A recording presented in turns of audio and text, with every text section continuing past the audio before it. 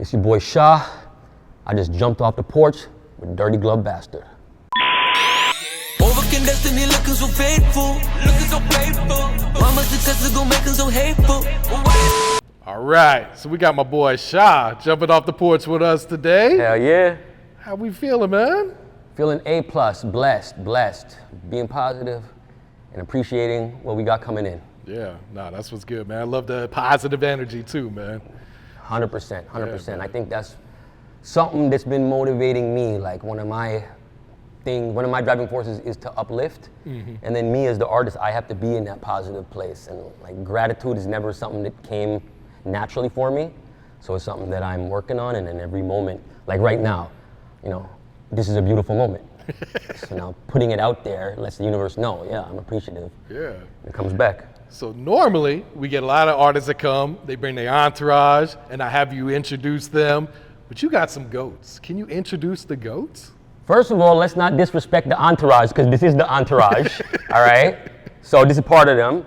So we got Frosty, Frosty's the good boy, and then we got More Money, More Murder, More Homicide, but we just call him S'mores now for more positivity.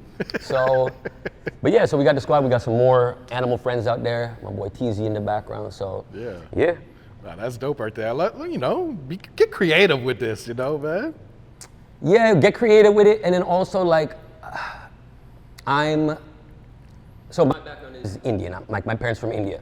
Mm-hmm. And then I've always kind of felt kind of disconnected from my own culture. But then in getting it, like discovering my own culture more actively in the last, say, year or two, it's really connected me with like the animal component. Like animals in India have a very deep relationship. So, you know how like people talk about my spirit animal is this, right? For me, it's not a spirit animal. I have animal spirit. So being around animals is like peaceful for me. That's when it's like, okay, this is the right thing. And I've had people be like, yo, like you're a rapper with these like cute, fluffy animals? That shit ain't, like, what are you doing? Like that shit ain't hard. It's like, okay, yeah, like maybe that don't look like the stereotypical part, but who cares? Yeah. You know, that's like, this is me. So what was the motivation for you to kind of tap into the culture then? Tap into my Desi culture, tap into like Indian culture. Mm-hmm. I guess for my whole life, I'd felt disconnected. Like I felt like, all right, I'm brown, but I kind of felt like an outsider my whole life. And in many ways, that didn't end up being a big obstacle, because like in Atlanta was a city that embraced me, and it wasn't brown people who were pushing that forward, right? So I've always been the outsider, but I feel like it's worked out. Like I've been embraced as an outsider by other cultures, other communities. But then at some point, there's just the desire to have your own people know you and like be with you. And also for me, it's like growing up, there was no like brown role models. There's no brown, we don't have like a Michael Jordan or a Malcolm X or like that stuff, right? There's like one guy, there was Gandhi, right? Okay, yeah. And that's like, 500 years ago. So it's like, okay, now for me to be able to be that person to look up to for these, like if you're 8, 9 years old today, that also means something. So that was the inspiration or the motivating factor. Yeah. And for folks that don't know, you're originally from Toronto, right? Born and raised in Toronto, yep. Okay. Yep, Canadian, all that. Yeah. So how did you end up being born in Toronto? Like did you know why your parents moved up there? I know my dad originally went to New York. Okay. And he was in New York for a minute. And then I think it was just like Canada, I think in general, is a bit more welcoming to immigrants, different cultures, whatever. Yeah, there's a lot of different cultures in Toronto. Exactly, yeah. Exactly. So Toronto's like, they say the UN most multicultural place on earth, whatever it is. But like beyond that, beyond just, because there's also a lot of people, like there's every culture in New York too, right? Mm-hmm. But in Toronto, the difference is that you find your community of people, and then that culture remains. So that culture, so people are like keep their culture without any negativity, without any like opposition to that. So different cultures flourish. So like in Toronto, there's super strong Jamaican culture. There's super strong, right? So that's the difference of like Toronto and any American city, and that's kind of what led my family to And that's what kind of why I was born in Toronto. Okay. So what was that like growing up, amongst all these different cultures then? It kind of opened your eyes to so much, I could imagine. Hell yeah, I definitely feel blessed. Like I'm a city boy. I'm a big city, I'm a downtown boy. And that's definitely all thanks to Toronto. So I'm like, I was saying earlier that like there's not a lot of places where I would feel gratitude. I would be grateful that like, thank God I was born here, not some small place where the culture ain't there. So growing up in Toronto was dope. Toronto is still in growth phase. It's still like finding itself, right? So every time I go back now, it's on another level of just like up. So growing up in Toronto was dope. And then the values that Toronto really teaches you is like the hustle, like getting money and like busting your ass. Yeah. So Toronto might be a little bit lower on like fun, right? And maybe a little bit lower on like spending dough, but getting dough and like busting your ass, Toronto just ingrains that in you. Yeah. So what were you into as a kid? Were you always into music? Were you into sports, or what was you doing? Yep, so both of them. So music was definitely like I said, I didn't feel a part of my own community. And then, you find rap and it's like, okay, well, this is kind of like everyone here is kind of an outsider. Everyone here is trying to make it. It's like, it just fit, right? That was the place for me. And then I played ball too, and ball was something I still had that dream as well. And I made it to the college, whatever, and then it just, it's like, all right, my skill ran out, What college did you go to? University of Toronto. Oh, really? Yeah. Okay. Yeah. So what were you studying there? Did you get your degree? I did, but school, I'll be honest, school is probably the biggest regret of my life, or maybe until recently, just doing school, it just, it was like, I was smart, right? I had brain power, so I got scholarships and all that shit was taken care of, and I was playing ball, but ultimately it just wasn't for me, and hindsight's 20/20, but looking back, it's like if I had just gone straight to it, at say 14 or 16 or whatever, then I would, if I could go back and do that. So school just wasn't really for me, and I do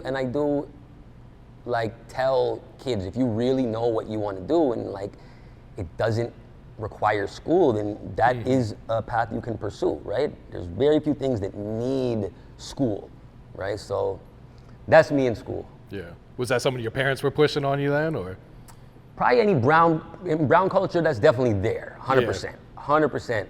But as far as my family goes, it was definitely on the top 5% of supportive, not stuck in a traditional mindset. Because I remember when I told them, I'm like, all right, this is what I'm gonna do. At first they're like, what? You're you're a rapper, right? And then I explained it to them, and then they're like, okay, well, that's a good idea. Go get it then. Go get that money, right? You better go succeed. So there was that subconscious pressure, but I think when it clicked for them that, nah, this ain't it for him. Yeah. They were, happy with it. Understood. So who were some of the rappers that inspired you when you first started then? When I first started, the biggest inspiration was Pac. Pac, Okay. and even today, to this day, I could say that he's biggest inspiration because he stood for something more than just himself and more than just I'm the best rapper. It was, Pac was my favorite rapper, the same way Muhammad Ali was my favorite athlete, right? He was before my time, but I knew that he stood for something. So Pac definitely was an inspiration. And then I discovered there was a rapper, Immortal Technique, who was super political, right? Mm-hmm. So when I was in a heavy political, I was very, a little revolutionary. That was someone that I liked, and he's still around. Shout out Immortal Technique. And then, but by the time I got to Atlanta, I guess the street music and the pain music really resonated with me. Derez Deshawn and even T Grizzly from Detroit, these guys really resonate with me. But at the beginning, it was those iconic figures, Yeah. So what brought you down to Atlanta?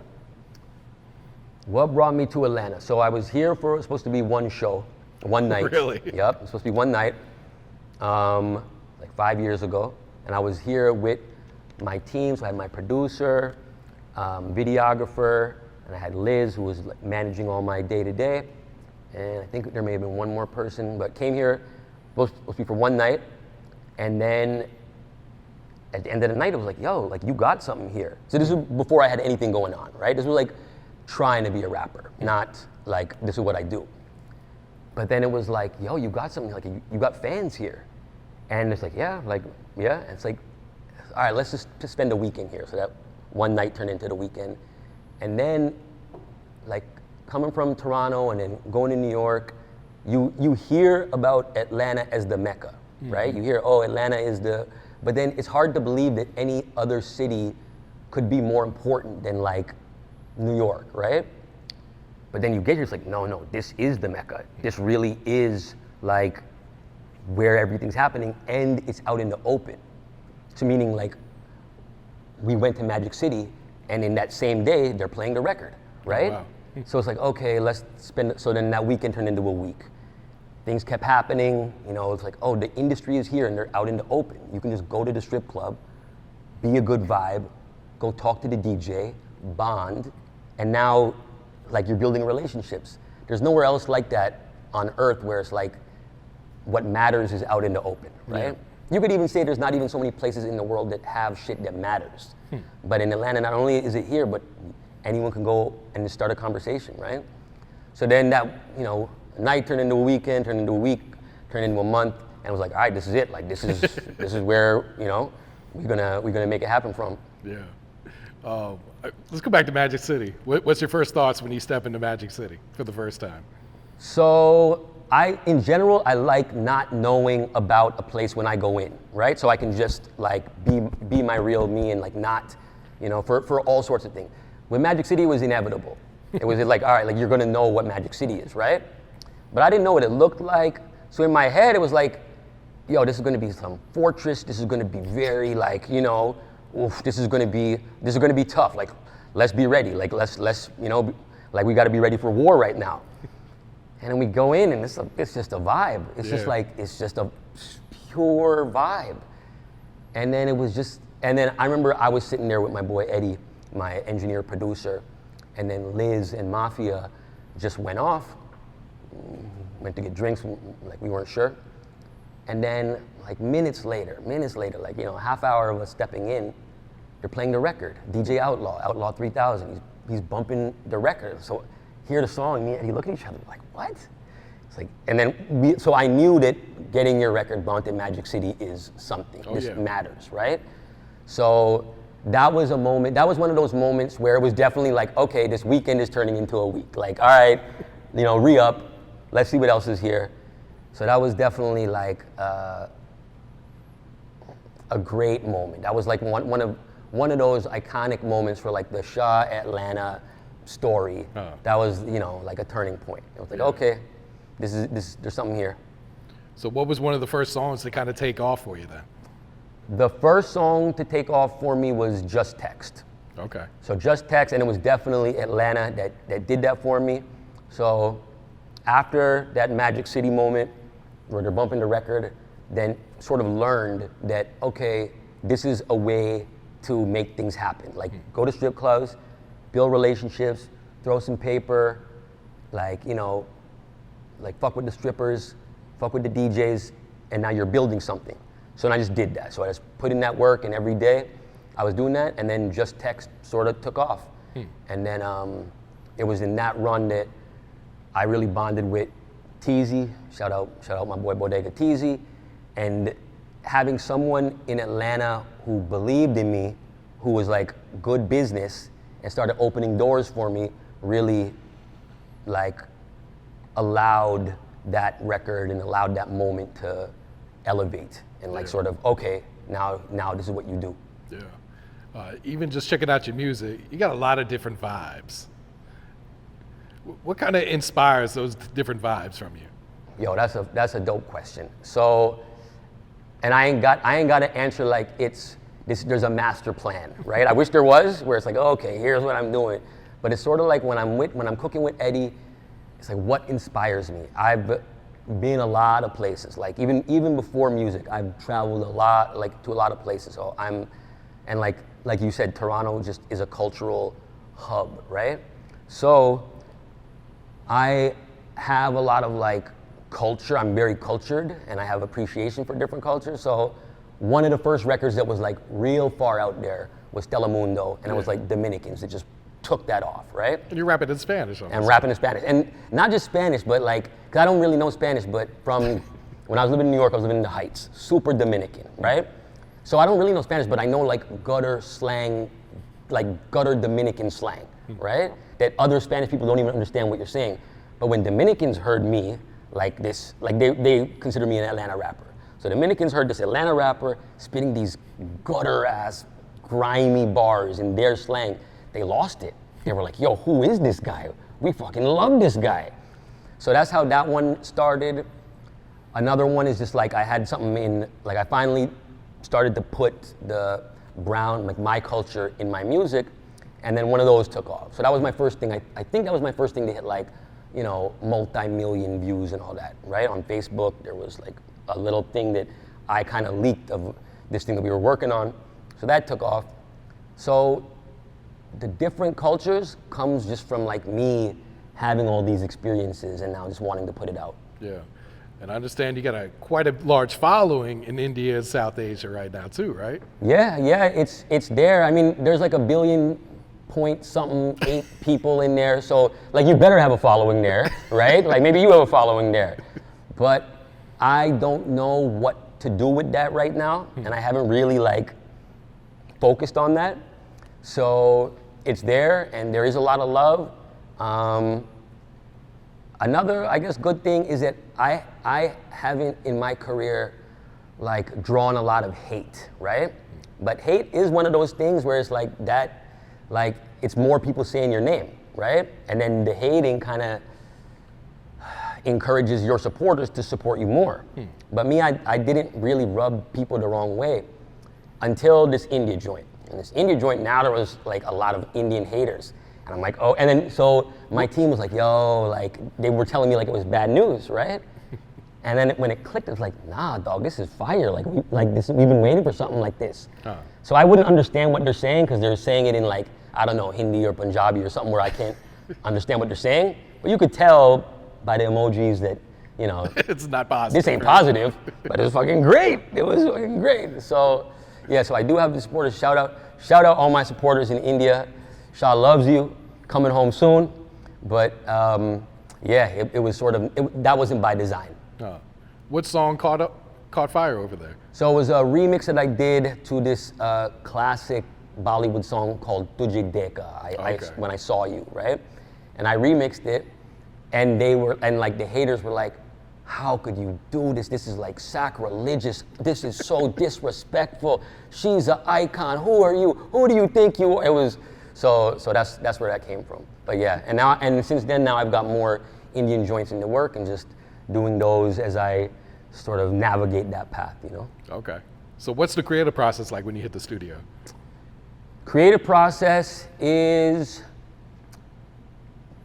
sort of differs on, am I coming in and recording joints that I've already like, that I know? And then it's kind of just math, right? It's kind of like old school where you go in and I just bang it out. Sometimes it's just one take. And then more recently, my guy Eddie's in Miami now. So I'll go to Miami and sometimes it'll just be like, I don't have anything already stacked up. There's nothing in the chamber. So we're just gonna go and create. And then it's a little bit more, I guess like artistic. So we might go out, like something will inspire us musically. Maybe we'll hear a Selena record and it's like, yo, let's do something like that. We come back and we just sort of get to it. Like Eddie now, like your engineer, kind of like in this game, is sort of like your barber. Like, you know, knows your voice, understands what it is that's gonna work for you. And now we've just got that. So, so that's the bulk of the process now, is get in there, what's inspiring us, we go back and forth. He'll maybe have a beat, like the beginnings of a beat ready and build it up. Sometimes he'll start from scratch. And then the thing that I'm working on is just like this Atlanta flow, where you just go in there and you just spit up, like just spit until you can't stop, start it up again and punch in. That shit's fire. that shit moves fast. So like Toronto and New York, like we can say whatever we want to say about like whatever we got strengths on, but like just that speed is, you know, something that here is unmatchable. Yeah. Is there a single that you're pushing right now? So the single, so right now the big thing that I've like not done that I'm finally doing is just consistency. Okay. Right? I had the mentality like put out one record, work it for a long time. Maybe because when I first got to Atlanta, that shit worked, right? Mm-hmm. But now it's just consistency. So the newest record right now is called Ratata. Okay. That's my first joint that's going back to the Dominican community since Telemundo. Been Away is the joint that people are waiting for. So that'll be the next joint that I'm really gonna work. And then the next joint that I'm gonna put out like after this interview is called Rocket Ship. So that's like another like not straight up trap song, you know? So. I saw you were just on Famous Animal, man. Yep. What song did you perform on there?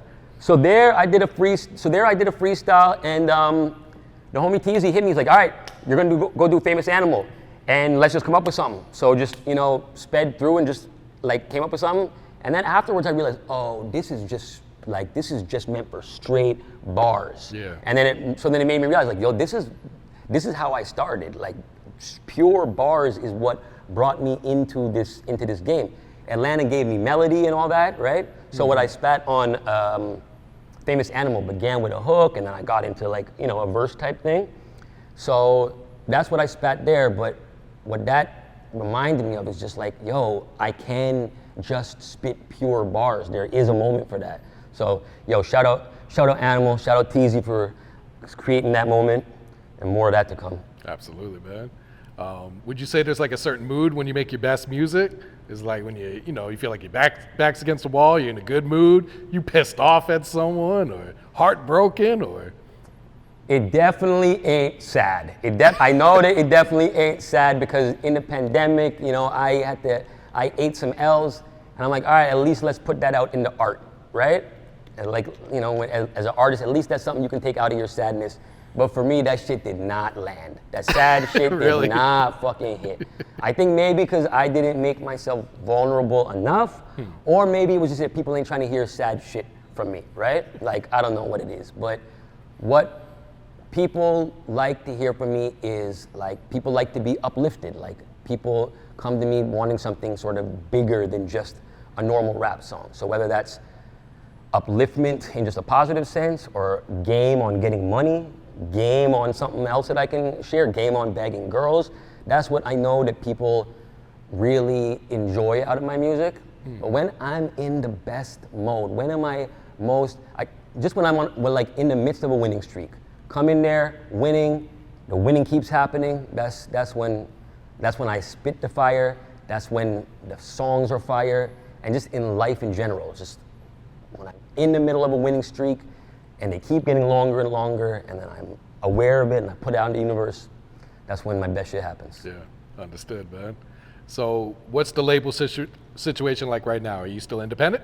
I'm independent, and like, that's one of these lessons I maybe had to learn the hard way, where at the beginning, when things first started moving for me in Atlanta, I did get offers, but the offers were like, you know, these were like bad deals, like so bad that like even without getting to the lawyer, I could read the words and see that this ain't it. But then what I realized is that, well, there's a game to it, where it's like, okay, yeah, this might be a nothing, but you don't just, you know, dismiss it. Like, you can take that to a lawyer, and then the lawyer can take that to the next label. Yeah, you can negotiate. Negotiate, right? Exactly. So one, just having your like a solid entertainment lawyer, shout out Aaron Love, is a solid like any rapper who's serious about it, they need to have that in place.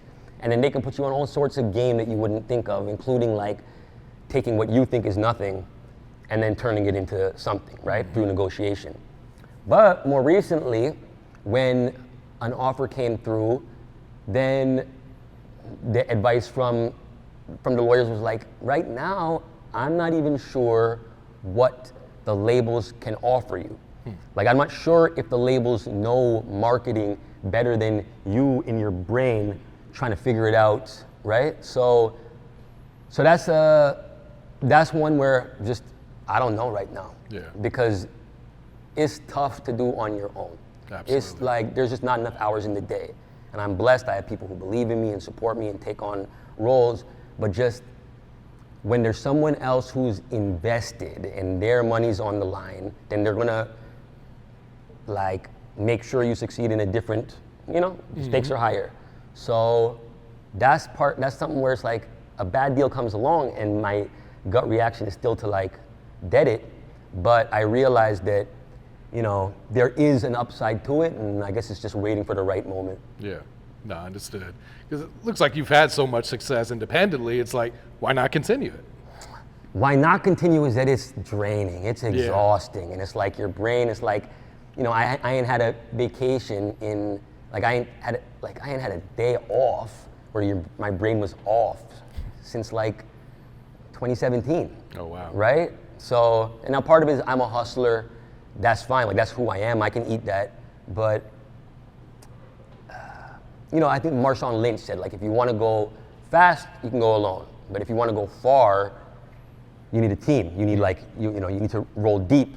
So I think that there will be the right moment for the label, but the why not is just, it's fucking exhausting, dog. Yeah. No, I understood, man. What's some advice you would share to like a new artist trying to get their foot in the door right now? What's advice that I would give to a new artist? Mm-hmm. First, you got to do good business, right? And you want to be in a situation where you're spending dough, right? Coming from Toronto, it's like Toronto, we're real good at getting dough, but there is kind of like an inherent, it's hard to get money from like a Toronto guy, right? So I came here with that mentality, and it's like, nah, that ain't how this game works, right? This is like a game about like building your network. Someone's doing work, then you've got to compensate them. You want to find those people, right? So just don't waste time, and when you find good people, do good business, right? Like that's like a first piece of advice. And then you need to have people there with you. Like I'm saying, I want like a massive team of people with me. You need to have people with you at the beginning, even if it's small. Otherwise, it probably means that you ain't ready yet. If no one's fucking with you, then it probably means it ain't your time yet. So stay on the music, keep working there. And then I guess you got to be able to get money, right? I say that for a rapper, other than your ability to rap, you need to be able to get money. That's like a trait of a rapper. Yeah. So you gotta be able to go and get money. Ideally, it's directly from rap, but whatever it is, you gotta be able to get it. No, that's true, because you gotta keep funneling it into your rap career too, man. And exactly, and that's what you wanna do. Like, you don't wanna cash out, and I mean, you can go, I bought chains, and I've done some shit that was kinda dumb, but no, you want it to go back into your career and then keep growing, right? That's it, and then as you grow and your team gets bigger, you're empowering more people and you're putting more people into position to win as well. So it's not about cashing out and collecting, it's about growing the operation, right? No, absolutely, man. So what's some short-term, what's some long-term goals you got set for yourself right now? My long-term goal is to uplift. And I know that one thing that excites people about me is the international potential. It's yo, he's popped off in the Dominican. He's brown. He's got a wave in India. He's got this Atlanta thing going on, and it's and he still kind of doesn't even know what he's doing yet, right? So there is this excitement of making all of those connect and international superstardom. That's where I'm headed. That's the game plan. That's the goal. In the short term, it's when you set goals, you heard of SMART goals, and you gotta put you put a number on it and you define it, right? So in a way, it feels kind of arbitrary because all right, well, I'm just creating a goal for the sake of doing it in this structured way, but then it does work. It does when you define your goals, when I'm all right, I need my first 7-figure check, right? And I visualized it and I set the goal and by this date, and then it came I think a couple months later than I wanted it, but okay, I got it. I got that first, million plus deal. So right now, the things that I'm visualizing is like $20 million, $20 million, $20 million, 20 million, 2 million fans, 2 million fans, 2 million fans. So 20 and 2, those are the like short-term goals. Yeah. No, I feel that too, man. So what's next? I think you already mentioned the next 2 singles, right? I mentioned the next 2 singles. We gonna get an album this year, or? We'll see. We'll see if there's an album. One thing I accepted about albums is like, cause I'm like a true artist, right? Like I got a brain, I understand business, but I'm a true artist. So for me, putting out a body of work is what I naturally want to do. Mm-hmm. But we live in the world of singles, right? It's just like that's just like the math says do this. Mm-hmm. So I don't know. We'll see. We'll see about the album. We'll see about the album. Yeah, it's coming eventually. Yeah, I think TZ might have a couple more questions to hit on. Anything else that we should hit on from that document? I think there's a couple of things that we could talk on. Touring in Europe. Did you want to talk about that? Actually, I want to shout out the people. So when you're talking about Atlanta, I want to shout out the So I told you the story about Magic City, mm-hmm. and then and I told you then TZ started to connect me with some people, and I want to show love to all those really DJs who was there for me at the front. So it started with Magic City, and it was DJ Outlaw and DJ Jonte, and then that's where I met TZ, and then TZ linked me up with Swamp. DJ Swamp Izzo, shout out my boy Swamp. We got lots of work to do still. And then Swamp has a name in Atlanta, and that opened a lot of doors, right? And that got my way of going outside of Atlanta. But then still in Atlanta, there was so many DJs that were just showing me love, as an outsider from Toronto who's got nothing to do with Atlanta. So it was West Side. There was DJ Don Juan. There was Shoddy Rock. And then there was Bishop, ATL Top 20, right? Super influential, but behind the scenes, a lot of people might not even know his face, but someone who can push a button. So I really wanted to salute these ones because, and then my dog Jonte,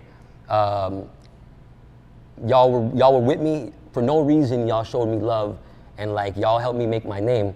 So now it's season 2, and now we're gonna get it. But yeah, I wanted to shout out them boys because I couldn't see that happening any other place where for no reason these guys just, other than me being there and just being a good vibe, I wasn't on, I'm not in the streets. I wasn't bringing $10,000 to throw into the atmosphere, I had maybe $70. So, and they just showed me love, right? And now they got me to the level where now I can go and make it happen. But I Atlanta, and I don't know if Atlanta still has this little magic opportunity, this lane that no other city does, but it definitely did when I first got here. So I gotta show that love.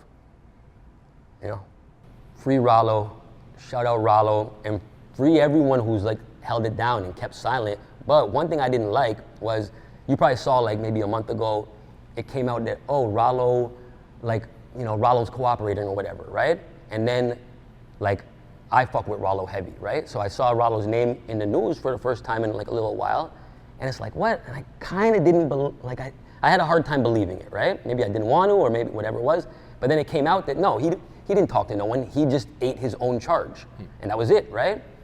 But then when he ate his own charge, then the whole thing just went away. It was not that all the people who were talking shit and who were angry were then oh, yo, Rollo held it down. For 6 years, Rollo didn't snitch, right? So it's when someone snitches that they'll catch some heat, or maybe not. Maybe they won't even catch heat. Look at Gunna. It looks like there's no consequences, right? Mm-hmm.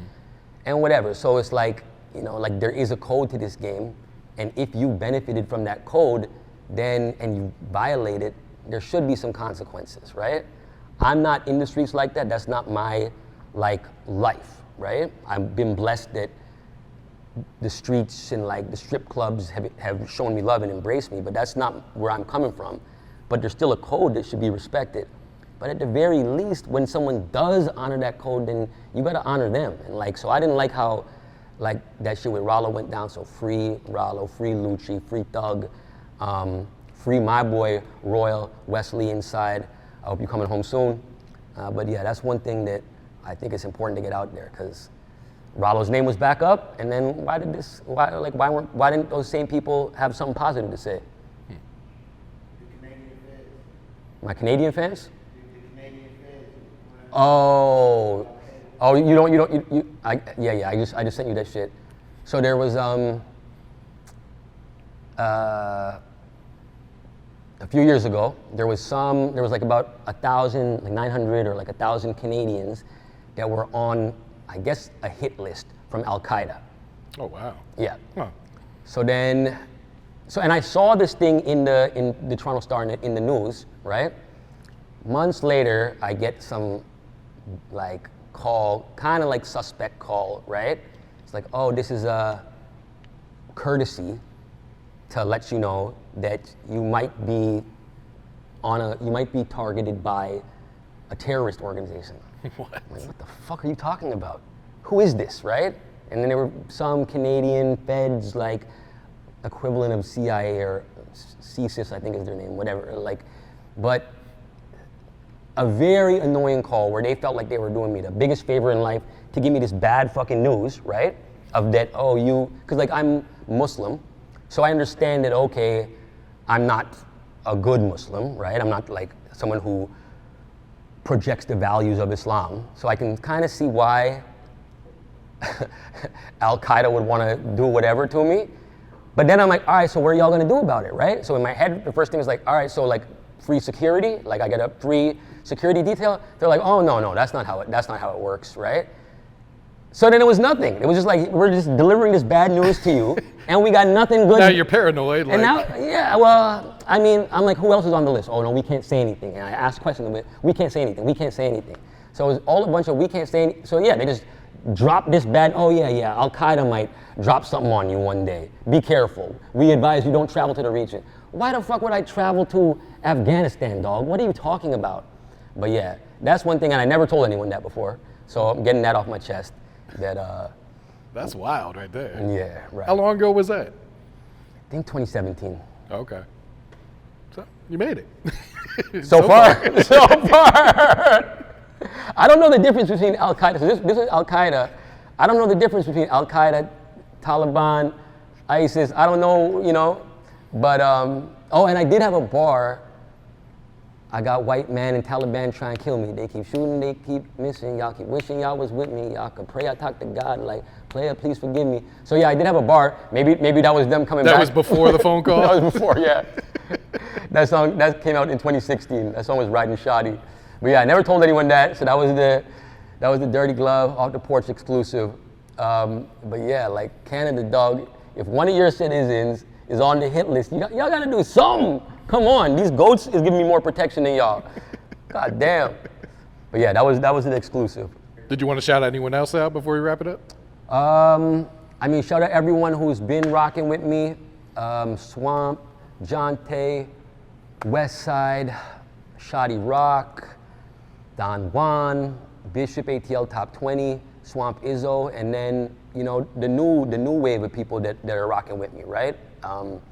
Big blessings on DJ Scream. Like just, having people rock with you and believe in you just makes the biggest difference in the world, As the artist, like, we want to be loved, right? We have some insecurity that makes us want to put shit out there and have it resonate, right? So then when it lands with people who are also up to things, then it means a lot. So yeah, shout out my long-term team, Beyond TZ, I got Eddie, I got Liz with me. So, shout out everyone who's, my day one. Bless up. Shout out Frosty, More Money, More Murder, More Homicide. He's in a mood right now. Don't want to look at the camera, but it's all good. Overcame destiny looking so faithful, looking so faithful. Mama success is gonna make them so hateful. Well, why they so hateful? I want them to eat.